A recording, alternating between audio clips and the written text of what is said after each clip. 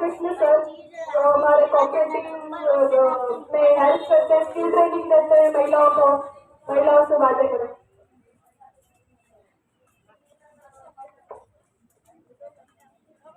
आप सभी बहनों को मेरा नमस्कार।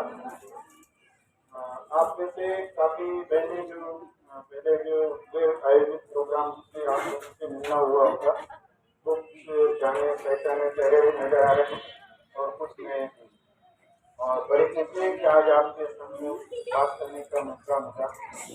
आज जो आप लोगों को यहाँ एग्जीक्यूट जो किया गया है वो विश्व जो आप हैं उस सबका एक दिवस के रूप में मनाने के लिए आपको यहाँ एकत्रित किया गया। अभी हमारे गोविंद भाई जी आपसे अधिकारों की बात कर रहे हैं, तो ये बोला रहे हैं, आप बोल रहे हो, है ना? ये बोल रहे हैं जवाब दो, आप भी बोल रहे हैं जवाब दो, सब बातों के जवाब दो। पर उन सब बातों के पीछे क्या है, आपके अधिकार क्या है? क्या वास्तव में आपको पता है अपने अधिकार? आप किसी से लड़ाई करोगे तो जाके उससे गाली चलोगे या बदतमीजी या तेज आवाज में बात करोगे तो क्या आपका काम हो जाएगा? है ना? तो उसके लिए सबसे पहले हमें वो जानना पड़ेगा, है ना, कि हमारे अधिकार क्या हैं। जब तक हम अधिकारों के बारे में नहीं जानेंगे तब तक हमारी उन्नति संभव नहीं है। हम जहाँ हैं वहीं रहते जाएं, है ना? जैसे कि अपने मेवाड़ी में कहावत है कि अन पहियारी आंगने मोट, है ना?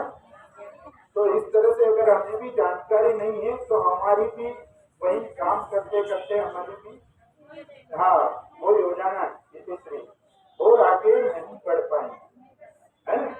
और इस आगे बढ़ाने के लिए ही आपके लिए जो मदरपुर क्षेत्र में हमारी जो कीर्ति सिस्टर है ना, ये पिछले कई लंबे समय से प्रयासरत है और तरह तरह की जो भी जानकारी नहीं आती है उसे आपको आप तक पहुँचाने का प्रयास करते हैं।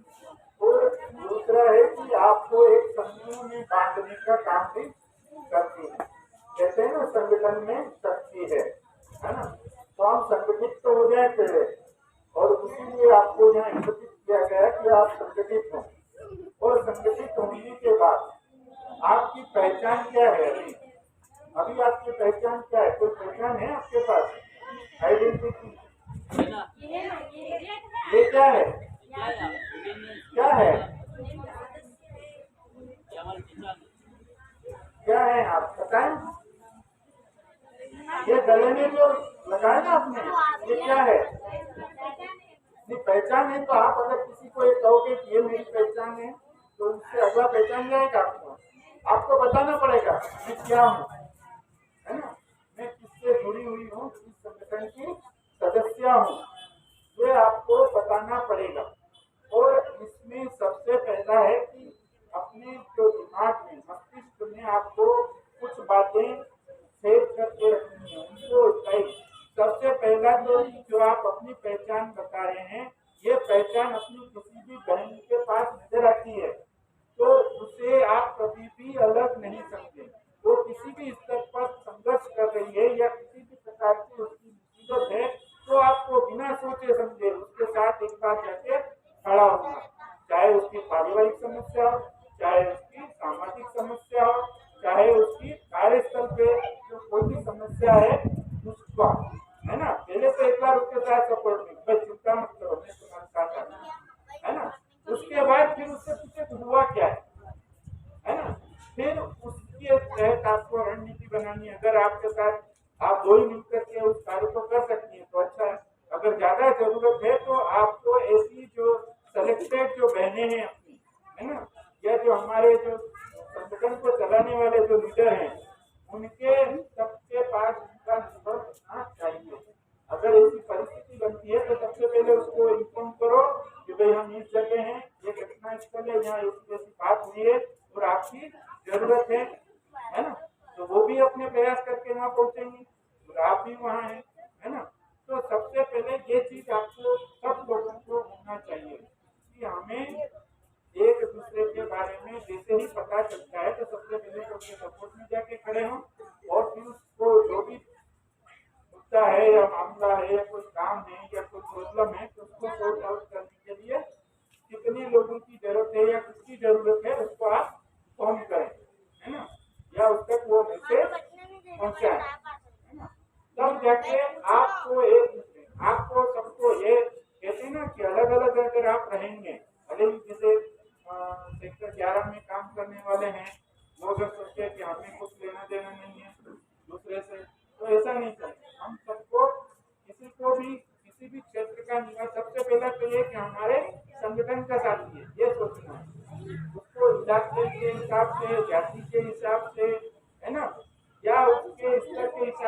हमें अलग नहीं करना। अगर वो कोई बहुत गरीब है तो भी अपना है, कोई पैसे वाला है अच्छा है तो भी अपना है, कोई किसी के पास अगर ज्यादा पढ़ा लिखा है तो भी अपना है, अपने साथ है। और कोई ऐसा है जो बिल्कुल ही नहीं समझता है तो उसको भी अपने साथ रखना। ऐसा नहीं कि हमें उसको नहीं जैसे समझती नहीं है या ये ऐसा नहीं है, उसको भी बराबर सिखाना है आपको, है ना।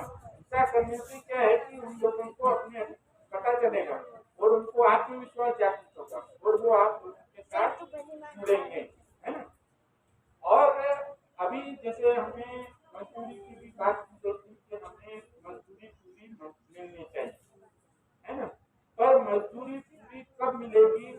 जब हम क्वालिटी का काम करेंगे, है ना।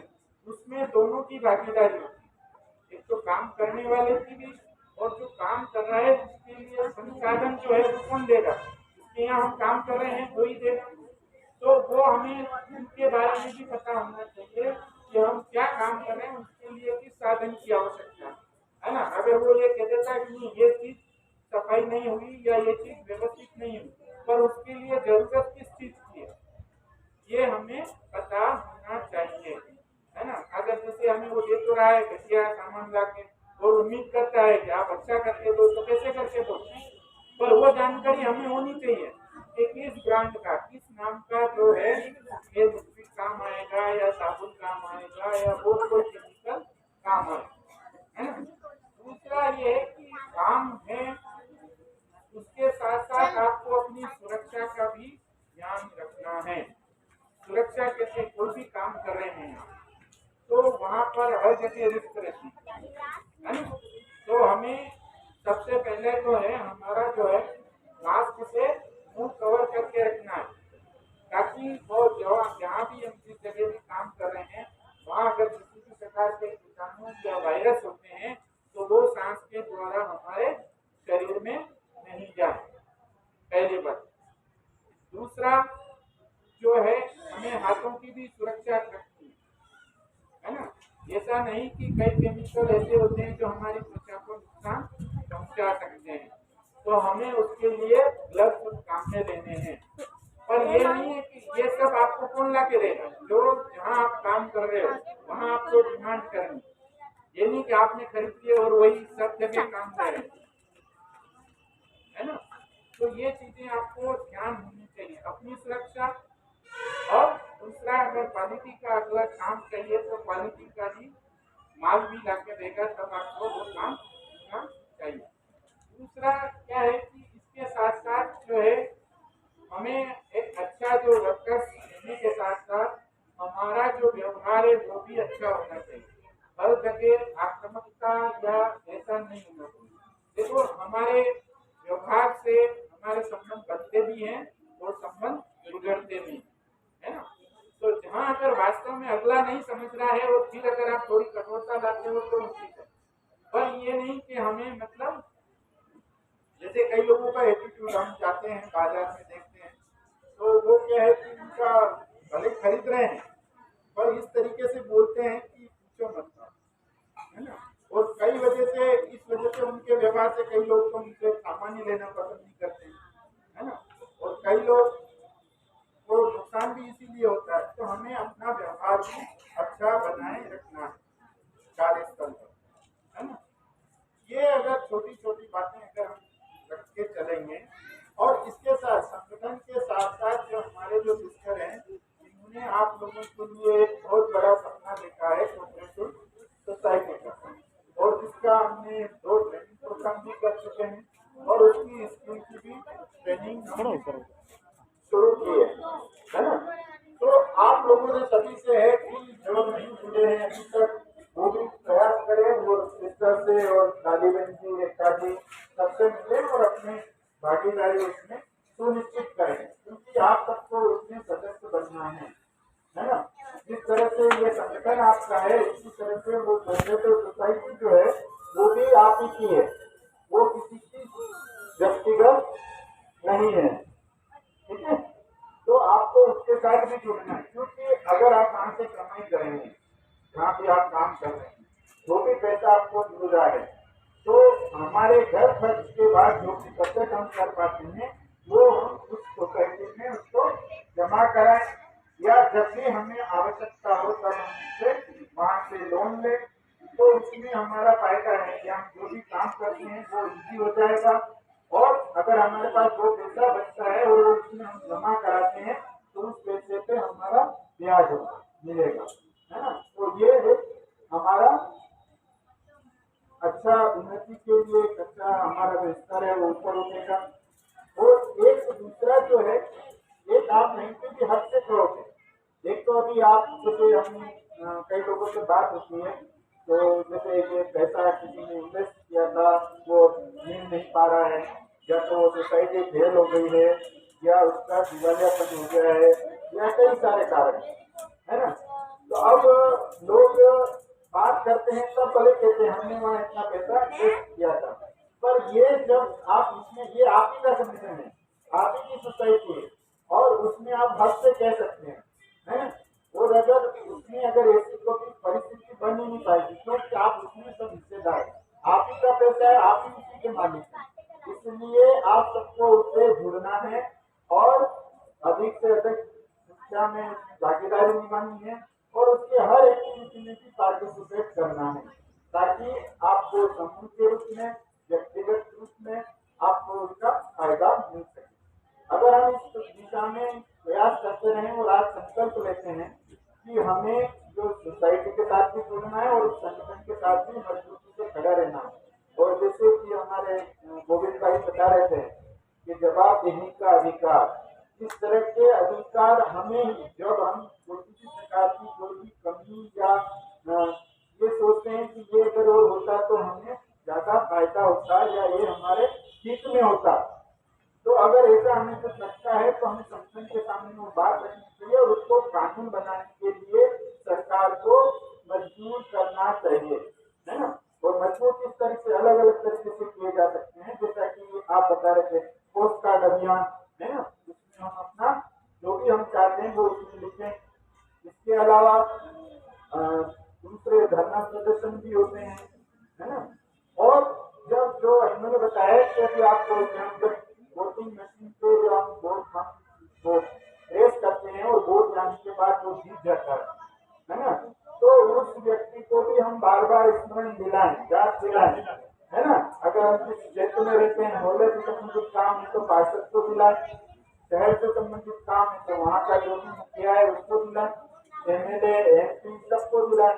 और अगर नहीं वो उनको ये भी, अगर वो ध्यान नहीं देते हैं तो उनको ये भी स्मरण कराएं कि अगली बार आपकी भी छुट्टी है ना।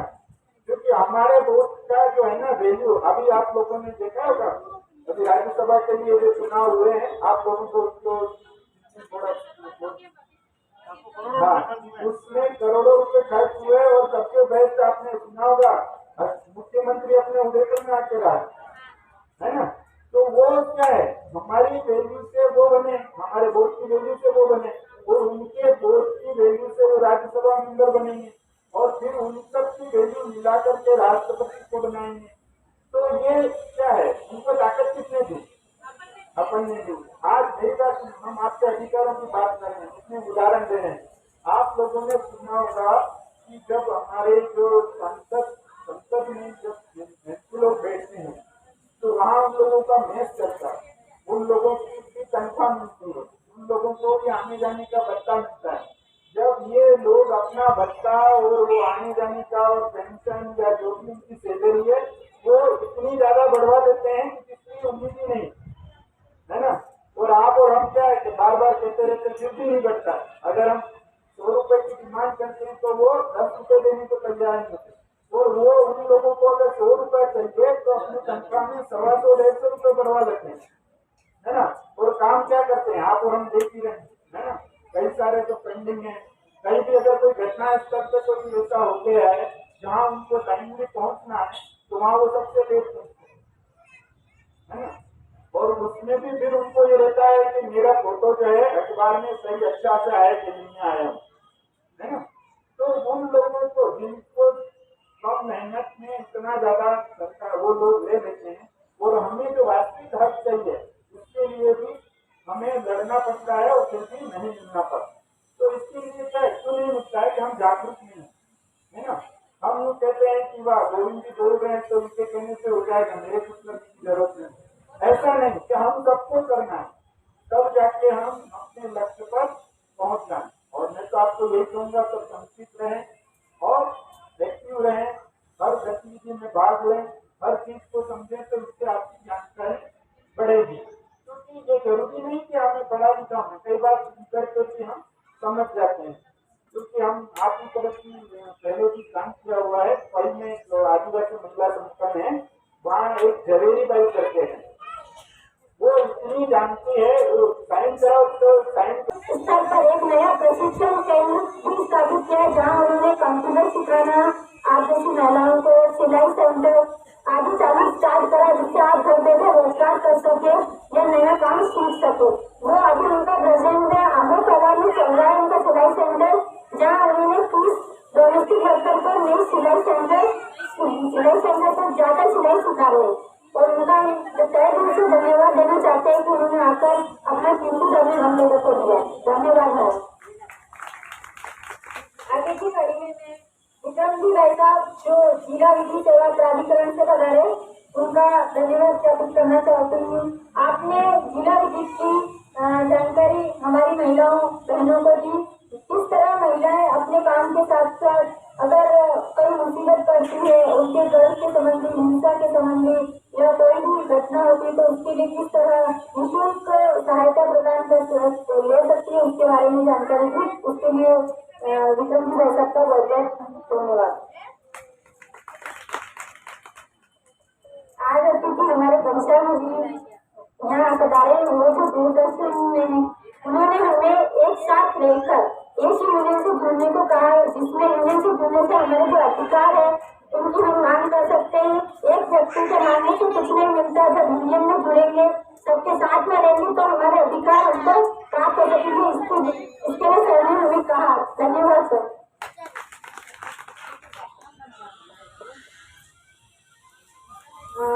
इसके साथ ही मैं शिक्षक दीदी का धन्यवाद ज्ञापित करना चाहती हूँ कि आपने महिलाओं को आज अंतर्राष्ट्रीय कामगार दिवस की शुभकामनाएं देते समय आपने महिलाओं को समान वेतन और उनके काम के महत्व को समझाने, अच्छा वेतन प्राप्त करने के लिए और यूनियन से जुड़ने की, संगठन की महत्व के बारे में बताया और आशीर्वाद दिया। उसके लिए मैं शिक्षक दीदी का बहुत बहुत धन्यवाद ज्ञापित करना चाहती हूँ। मैं आराधी यूनियन से गोविंद सर का भी धन्यवाद देना चाहती हूँ। उन्होंने हमारी महिलाओं को आज के दिन का महत्व समझाकर, अपने अधिकारों को बताकर और एक साथ रहने का जो कहा गया, उन्होंने हमारे अधिकार कैसे प्राप्त कर सकते हैं, उन्होंने हमें पोस्टर पर लिखा है कि हमें जवाबदेही शब्द लिखना है, जिससे हमें आगे भेजना है कि ताकि सरकार हमें उस चीज का जवाब दे कि हमारे अधिकार हमें क्यों नहीं प्राप्त हो। तो धन्यवाद।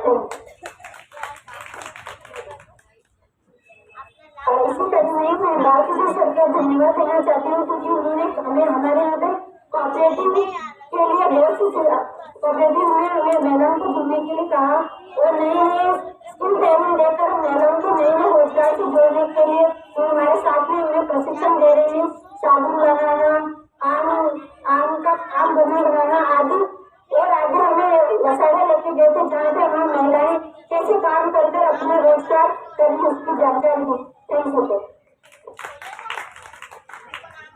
आज का कार्यक्रम समाप्त करने से पहले मैं घरेलू कामगार की जो इस वर्ष की मांगे है, जो कि हमें सरकार से घरेलू कामगार के लिए मांगना है, उसके बारे में बता दूं। क्योंकि अगर हम कहीं ज्ञापन देने जाएंगे तो घरेलू कामगार की मांगों के बारे में आपको ही नहीं पता होगा तो फिर कैसे जाए।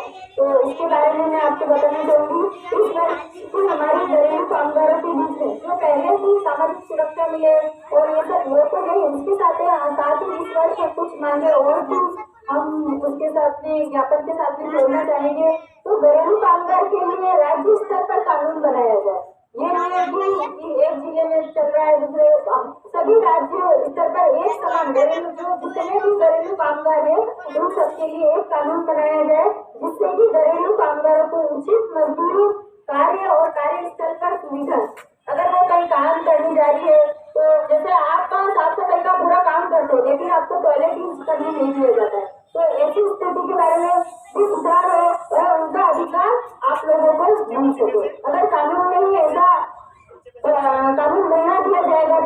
अधिकार आपको मिलेगा नहीं।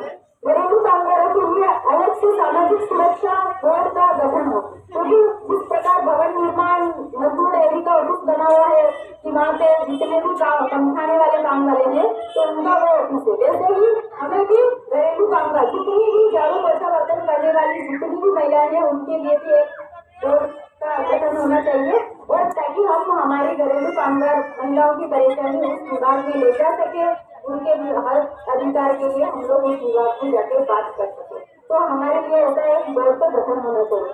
स्मार्ट सिटी के नाम पर घर उजाड़ना बंद करो, यानी कि अभी जो कार्यक्रम चल रहा है स्मार्ट सिटी बने और कच्ची बस्तियां कटे। तो इस नाम पे क्या है कि शहर की सारी कच्ची बस्तियों को तोड़ने फोड़ने का काम चल रहा है, तो इस चीज को बंद होना चाहिए, क्योंकि जितने भी घरेलू कामगार हैं ज्यादातर वो कच्ची बस्तियों में निवास करते हैं। तो अगर उनके लिए असंगठित कामगार के लिए शहर के अंदर ही घर की व्यवस्था, अगर आप कच्ची बस्तियां तोड़ रहे हो तो उनको पहले घर दो, उसके बाद में आप उनकी बस्तियों को उजाड़ो। तो ये हमारा इस वर्ष का ये है।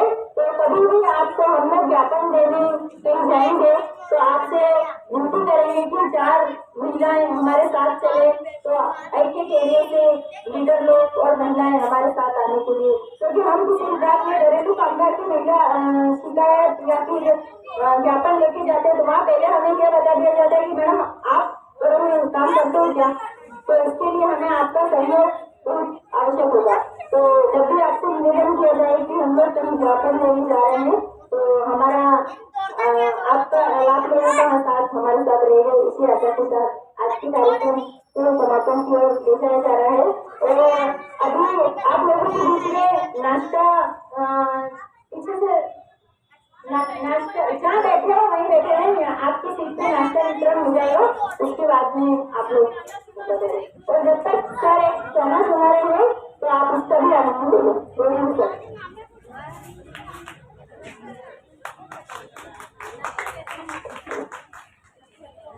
सभी बहने नाश्ता लेते रहे और गाने का पूरा आनंद लेते रहे, और अगर आपको लगता है कि मुझे भी गाना है तो आप भी गा सकते हैं ना।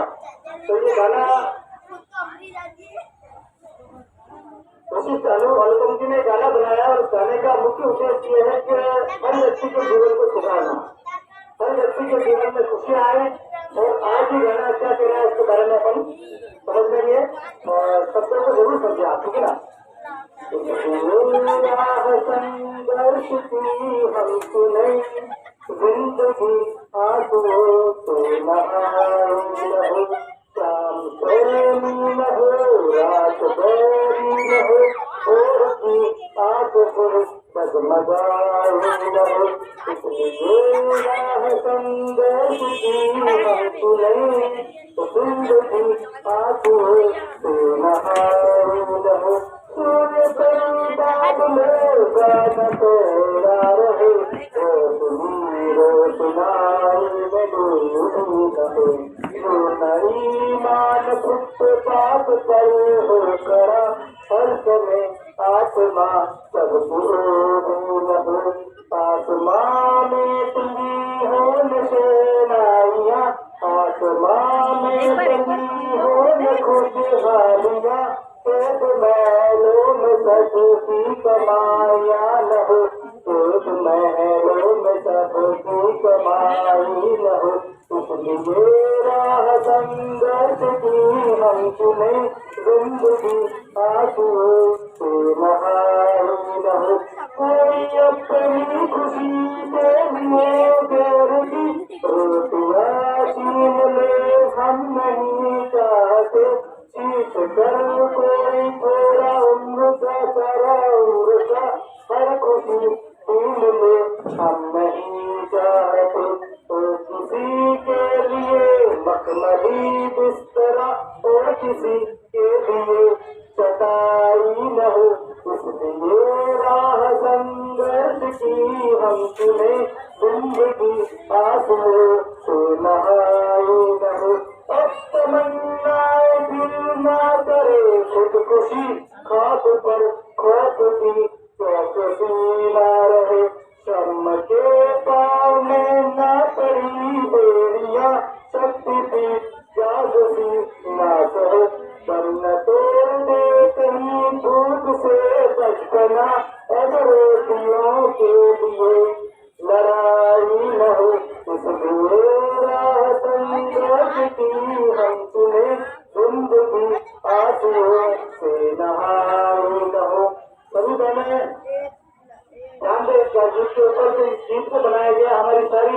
जीवन के बारे में लिखा गया है कि हम लोग कैसे संघर्ष करते हैं लेकिन हमें सफलताएं नहीं मिल सकती है। आपको सभी बातों का उच्चारण आदरणीय बालकृष्ण जी ने एक बातों का उच्चारण करके बताया तो बिना लड़े या कुछ नहीं मिलता। तो अब लड़ाई लड़नी पड़ेगी, संघर्ष करना पड़ेगा। हम बहुत समय से गीत गा रहे थे तो ले मसाले जल पड़े हैं बहने मेरे गांव की, अब अंधेरा जीत लेके बहने मेरे गांव की। लेकिन अब मसाल बनाने से काम नहीं चलेगा, अब हाथों को मजबूत करना पड़ेगा, हाथ में कलम थामनी पड़ेगी, तो लिखना पड़ेगा, ज्ञापन देना पड़ेगा।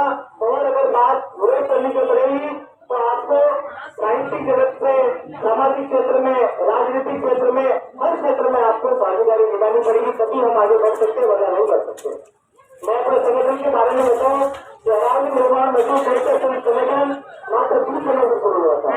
इसी उदयपुर शहर में 20 लोग मिले थे 2010 में, और उसके बाद 2011 में हमारा संगठन बढ़कर 200 लोगों का हो गया।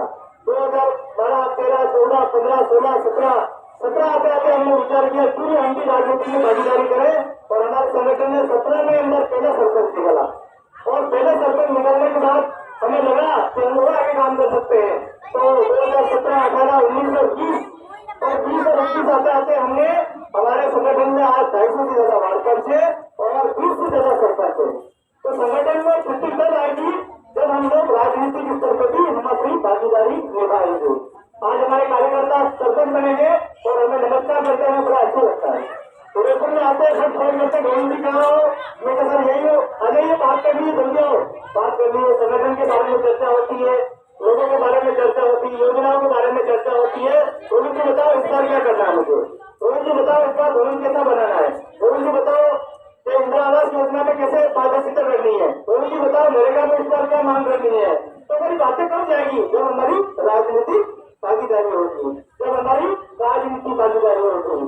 हम लोगों को, हमारे बच्चों को अच्छा पढ़ा लिखा कर उन्हें डॉक्टर, इंजीनियर, अफसर बनाना है। ऐसा नहीं हो कि 3 पीढ़ी से झाड़ू पोछा लगाते आ रहे तो हमारी तो मुंह झाड़ू पोछा करो, हमारी बेटी झाड़ू पोछा करे, हमारी पोती करेगी। 3 पीढ़ी हो गई। अब हमें समझना पड़ेगा, अब हमको थोड़ा सा सोचने और विचारने का समय है कि हम अपने परिवार को क्या देना चाहते हैं। पढ़ी लिखी लड़कियां आपकी एक दूसरे की मदद कीजिए। समाज कल्याण इतना बड़ा विभाग बना हुआ है, SC, SC, OBC उनके लिए दूसरे की योजनाएं बनी हुई है। कभी हम अधिकारी और अफसर को बुलाकर उनकी योजनाओं के बारे में समझ सकते हैं, उनको बुलाकर हम सेमिनार भी दे सकते हैं। बात इतनी सी है, समझ की है कि जानकारी लेनी हमको, क्योंकि हम अपना अधिकार जानते इसीलिए किसी से भीख नहीं मांगते। लेकिन सही बात तो ये है बहनों की हम अपने अधिकारों को नहीं जानते, हम लोग अपने अधिकारों को समझते ही नहीं है, इसीलिए हम अपने समय पे आवेदन नहीं कर पाते हैं, इसीलिए हम अपनी बेटी का विवाह का पैसा नहीं ले पाते हैं, हम अपने बच्चों की छात्रवृत्ति नहीं ले पाते हैं, हम अपने विकलांग भाइयों के लिए पेंशन नहीं ले पाते हैं, हम समय पे निःशुल्क लोन मिलते हैं उस लोनों का लाभ नहीं ले पाते हैं, इसलिए कि हम लोग फोकट की बातें बहुत कर लेते हैं, काम की बात एक नहीं करते हैं।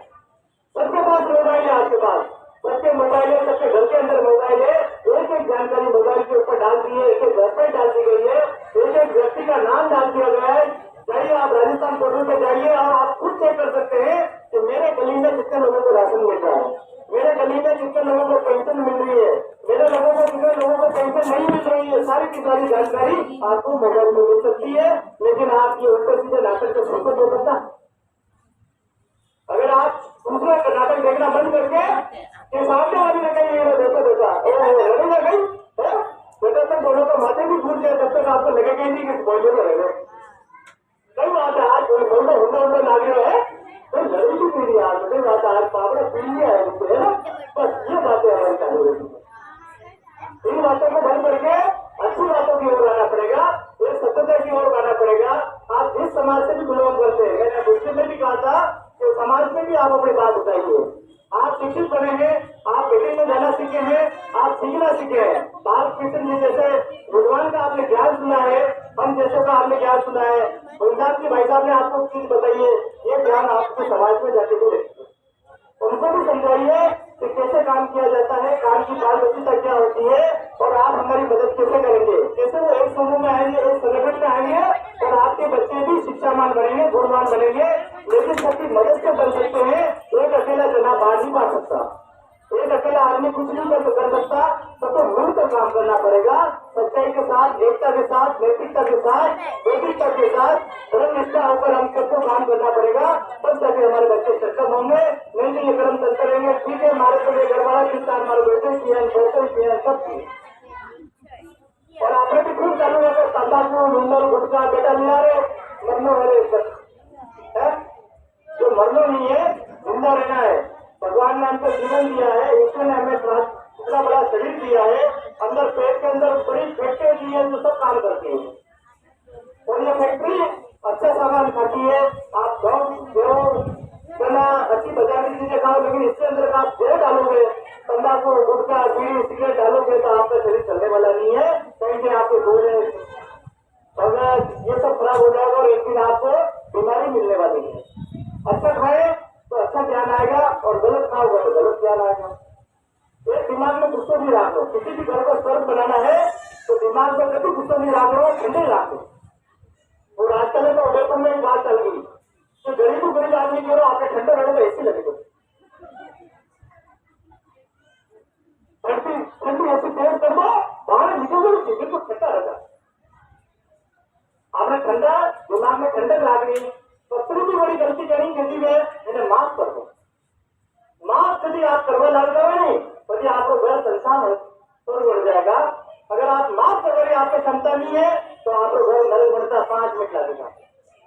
कहीं भी गलती थी मैं वाह भाई हर करती कहीं अपने गले पाने कसो रखी तो वाह भाई काले और नाक के बाद आज मोटे थे, है ना। लेकिन आप उन्हें बाजू भी करती थी, बाहर उठने की थी, खाली बाजू में मसाला को अच्छे जगह थी तो बचे गया था,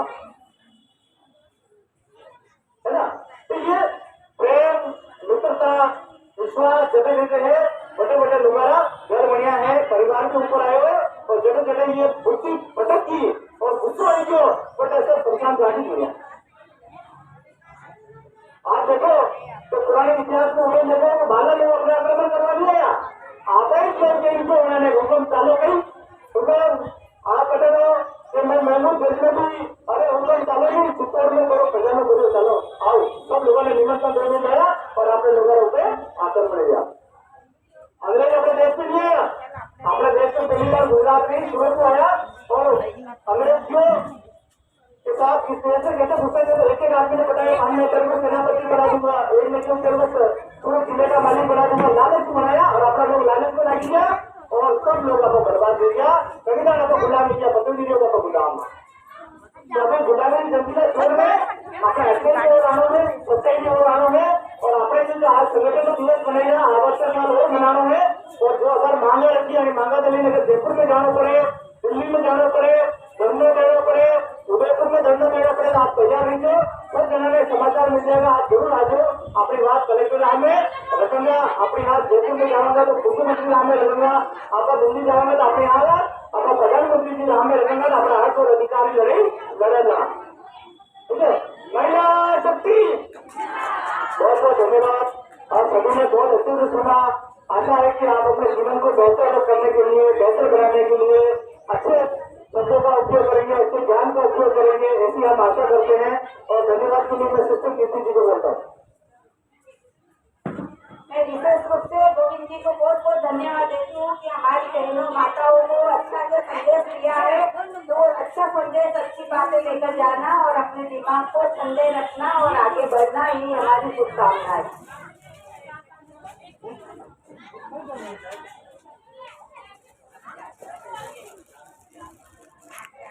तो बहुत बहुत धन्यवाद। अब 1 दिवसीय महिलाओं का जो सम्मेलन है वो सफल हो गया है। सभी महिलाओं ने बड़ी अपनी भागीदारी जो है वो निभाई है और अब सभी माताएं बहनें अपने घरों को प्रस्थान करेगी।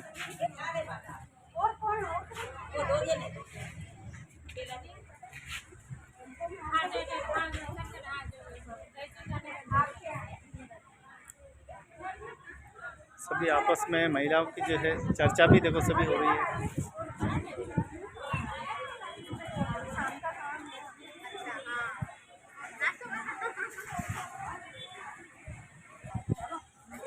अंतर्राष्ट्रीय घरेलू महिला दिवस की बहुत बहुत बधाई, बहुत बहुत शुभकामनाएं। आशा है कि हमारे राजनेता, विधायक, हमारे प्रशासनिक अधिकारी महिलाओं के बारे में विचार करेंगे और इनके लिए उचित योजनाएं बनाएंगे। अपेक्षित और बहुत ही अपेक्षित ये महिलाएं आज भी योजनाओं के लिए तरस रही है, सरकार की ओर देख रही है।